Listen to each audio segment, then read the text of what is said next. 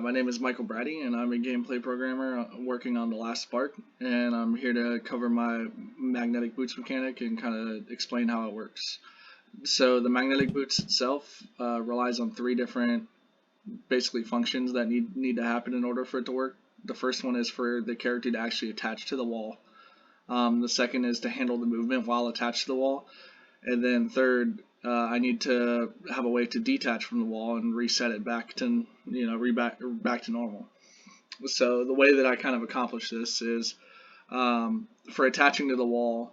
Initially, what happens is whenever you go to attach, it sends out two ray casts. One will be just right above the other, essentially, but they're both in the same direction, and that direction's whatever the direction that the robot's facing. And the first ray cast, its hit location is the return on that is used to position the capsule component up against the wall. And then the second ray cast, which is right above that, is used to orient the axis. That way I know what rotation to set the mesh to whenever I'm moving the mesh to the root of the capsule component. And I know which way to face it so that it actually can attach to the wall. So here's an actual example of that.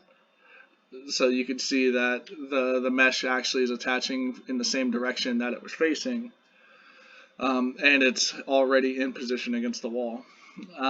So attaching to the wall does a couple things beyond just rotating the mesh and moving the capsule and the mesh to it.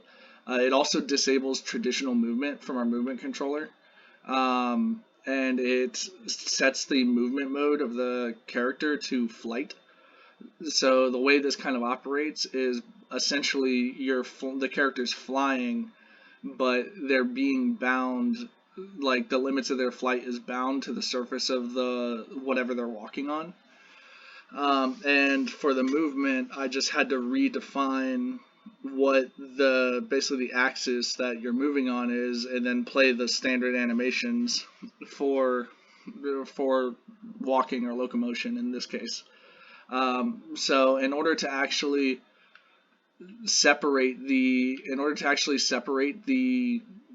movement axes and get them to where they're kind of in a generalized direction that's not dependent on the mesh or the camera or anything like that, I actually use a couple different scene components which are attached to the they're typically attached to the mesh, but whenever you attach to the wall, it reparents them to the capsule so it can kind of like lock and save their positions. That way, the orientation of the controls are not relative to the world, but actually relative to whatever the character was kind of used to or set to beforehand. So for the move forward, like for moving forward and backwards, which is basically up and down here, what I do is I use the I don't use the character's forward vector because that would be that utilizes the camera, and I don't want to be parented to the camera in any way. So I use those scene components that I've attached to the capsule, and I basically just get a ray cast that's kind of right in front of the character, and then exactly down against the surface normal. So it's kind of going downward right, but right in front of the character.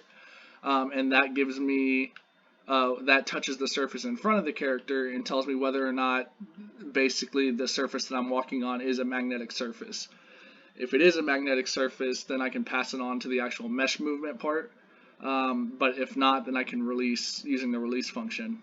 For the left and right, it's a little more complicated because essentially I'm doing the exact same thing, is I'm kind of making a forward vector, but then I'm also crossing it with the surface normal the surface normal that I'm walking on in order to establish a left and right. And that for that one, it was really important that we don't parent the movement to the camera or to the character mesh in any way. We wanted it to be completely independent because we noticed that there were some bugs that would take place if you parented the move right to the mesh or anything. For instance, like if I hit right here, since the mesh is rotating, it would just lock me into the spin rotation constantly, which we couldn't use to actually control the character how we wanted to.